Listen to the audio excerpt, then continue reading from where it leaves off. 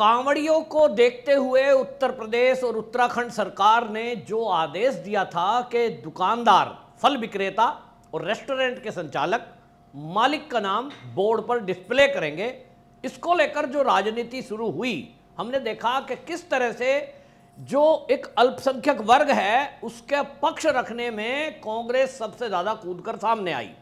अभिषेक मनु सिंघवी इस मामले में सुप्रीम कोर्ट पहुंच गए। यहां टीएमसी तो कैसे पीछे रह सकती थी, तो महुआ मोइत्रा वो भी सुप्रीम कोर्ट पहुंची और उनकी दलील थी कि इस तरह से समाज में टकराव और समाज में बिखराव हो रहा है। हालांकि इस मामले में सुप्रीम कोर्ट ने स्टे लगाते हुए यह कह दिया कि अभी इस मामले की सुनवाई हम बाद में करेंगे, लेकिन फिलहाल इस आदेश पर रोक लगाई जाती है और कांवड़िए जो हैं उनकी सुविधा को देखते हुए केवल ये कहा है कि ये जो है इस तरह से विभाजनकारी आदेश है और इस पर हम तुरंत रोक लगाते हैं। इसमें केवल वेज और नॉन वेज ये ढाबों पर साफ साफ लिखा जाना चाहिए। अब सवाल यह है कि सुप्रीम कोर्ट ने रोक लगाई या विपक्षी पार्टी के नेता इसके विरोध में बोले। कांग्रेस के अभिषेक मनु सिंघवी सुप्रीम कोर्ट में जाकर दलील दे रहे हैं कि साहब इससे समाज को बांटा जा रहा है, जबकि ताज्जुब की बात यह है कि कांग्रेस ने ही 2011 में इस कानून को बनाया था। दुनिया के सभी देशों में यह कानून है और खाद्य सुरक्षा को देखते हुए यह जरूरी है कि कोई भोजन बन रहा है, कोई बना रहा है, उसकी जानकारी व्यक्ति को होना चाहिए। जो कानून दुनिया के सब देशों में है, जो कांग्रेस ने लागू किया, अब कांग्रेस का ही वकील, पुराने इतने बड़े लीडर हैं, वो उसका विरोध कर रहे हैं। यही है डर्टी पॉलिटिक्स। और आप देखिए कि इस मामले में जिस तरह से टूल किट तैयार हुई कि एक तरफ आपको दिख रहा है कि कुछ नेता इसके विरोध में बोलेंगे, तो नेताओं ने कपिल सिब्बल विरोध में बोले, अभिषेक मनु सिंघवी तो कोर्ट पहुंच गए, महुआ मोइत्रा बोल रही हैं, अखिलेश यादव बोल रहे हैं। लेकिन इसमें एक और एंगल देखने को मिला कि इसमें कुछ जो वामपंथी टूल किट है वो तो दंगा फसाद कराने तक पे उतारू हो गए। योगेंद्र यादव, आपको याद होगा, आम आदमी पार्टी में पहले नेता थे, आजकल वो अपना अलग से दल बना लिया है, और वो एक जगह एक सभा में छात्रों को संबोधित करते हुए ये कह रहे थे कि ये जो कानून है, ये जो इन्होंने व्यवस्था लागू की है, इस पे लोकतंत्र को बचाने के लिए संसद काम नहीं करेगी, सड़कों पे इसका विरोध करना पड़ेगा। सोचिए इन लोगों की किस तरह की तैयारी है कि केंद्र सरकार, मोदी सरकार कोई भी कानून ले आए, ये उसको सड़कों पर उतरकर दंगा फसाद कराएंगे, सरकार पर दबाव बनाएंगे, क्योंकि इन्होंने इससे पहले कुछ प्रयोग किए हैं और उस प्रयोग में ये सफल भी हुए हैं। जिस तरह से आपने देखा कि सीएए को इंप्लीमेंट को होने को इन्होंने सुप्रीम कोर्ट के जरिए रुकवा दिया, इसी तरह सड़कों पर दंगा फसाद हो गया। आपने देखा 3 कृषि बिल थे, उसको वापसी कराने के लिए दिल्ली को एक बंधक बनाने वाली स्थिति में ले आए और सड़कों पर उतरकर किसान नेता जो थे, उनके शब्द के पहले कहा जा रहा है फर्जी किसान नेता। पता चला हम लोगों को किस तरह से हमने देखा है कि दिल्ली को बंधक बनाया गया, केंद्र सरकार पर दबाव बनाया गया, यानी पूरी एक टूल किट है। कुछ लोग सुप्रीम कोर्ट जाएंगे, कुछ लोग सड़कों पर आंदोलन करेंगे, कुछ लोग टीवी पर डिबेट करेंगे, और कुल मिलाकर मोदी सरकार को कोई काम करने नहीं देना। सुप्रीम कोर्ट के ऊपर टिप्पणी करना मेरे जैसे व्यक्ति के लिए ठीक नहीं है। कानून के जानकार इस पर जरूर अपनी राय रख रहे हैं और उनका कहना यह है कि यदि संसद के दोनों सदनों से पास होकर कोई कानून 2011 में कांग्रेस की सरकार में बना है, इस पर सुप्रीम कोर्ट रोक कैसे लगा सकती है, स्टे लगाते हुए ये कैसे टिप्पणी कर रही है कि इससे समाज में विभाजन हो रहा है। भाई ये 2011 से कानून है, तब से कोई कोर्ट गया नहीं। भारतीय जनता पार्टी आज इसको अगर इंप्लीमेंट करा रही है, मोदी सरकार करा रही है, तब इसको अराजकता वाला कैसे कहा जा रहा है? कह रहे हैं साहब इसमें जो है समाज में विभाजन हो जाएगा, आप जो है एक वर्ग को टारगेट कर रहे हो। अभिषेक मनु सिंघवी कह रहे हैं कि साहब ये तो जो है मुसलमानों को बहिष्कार करने का एक टूल है। अभिषेक मनु सिंघवी जी, आप ये बताइए, आप दलील रख रहे हैं, कोई भी व्यक्ति जब व्रत उपवास रखता है, इस पर मैं पहले भी कह चुका हूं, मैंने अगर उपवास रखा है और मेरी मान्यता यह है कि मैं किसी भी वैष्णव ढाबे पे भोजन करूंगा जहां लहसुन प्याज का इस्तेमाल भी नहीं होता हो, और वहां लिखा है वैष्णव ढाबा, आप कह रहे हो इस पे मालिक का नाम नहीं लिखा है, ये विवाद क्यों उठा है? ये इसलिए उठा के एक समाज के वीडियो आए जो हमेशा भोजन पर, खाद्य पदार्थों पर, फलों पर थूक रहा है। शुद्धता की बात है, उस पर दलीलें रखे जाने लगी। कि साहब आप मुसलमानों का अगर बहिष्कार कर रहे हो तो पेट्रोल भी अरब से आता है। अब इस पर कोई पूछे कि पेट्रोल क्या पिया जाता है? अगर कांवड़िए पेट्रोल को पीने लगते तो शायद पेट्रोल पे भी फिर लिखना होता कि भैया ये अरब कंट्री से आया है, किसी ने इसमें थूक दिया होगा। ये किस तरह की दलीलें हैं? कोई कह रहा है डॉक्टर के पास जाओगे, क्या मुसलमान डॉक्टर से इलाज कराओगे तब तो उसका धर्म नहीं पूछोगे?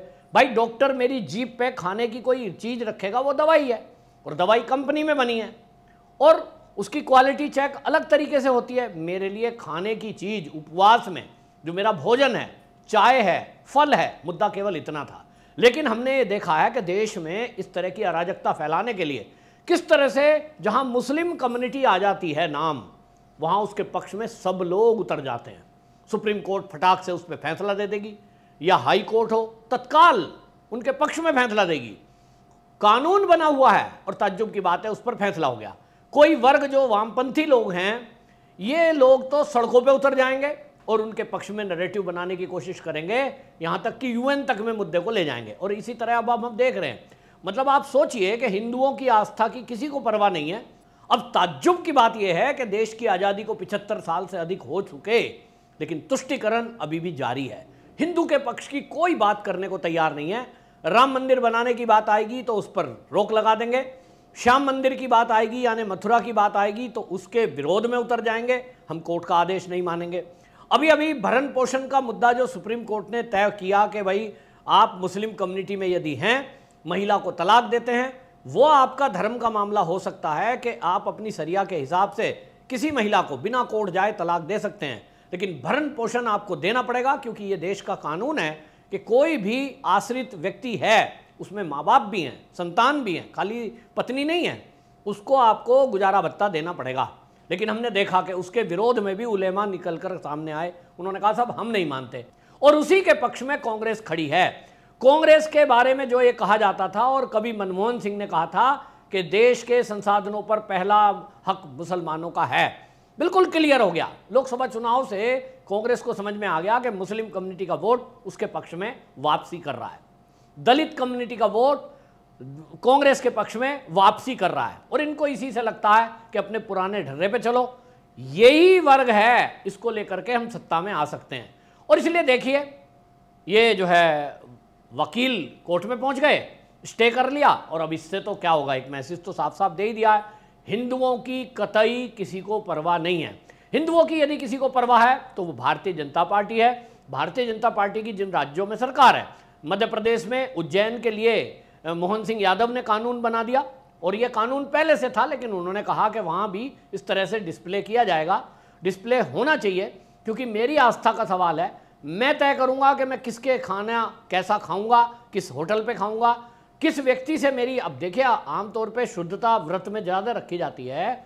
मीट हिंदू भी खाते हैं, मीट मुसलमान भी खाते हैं, लेकिन जहाँ वेज नॉन वेज एक साथ बन रहा है और शुद्धता का ध्यान नहीं रख रहा है, वहां कोई भी हिंदू व्रत उपवास के दौरान खाना पसंद नहीं करेगा।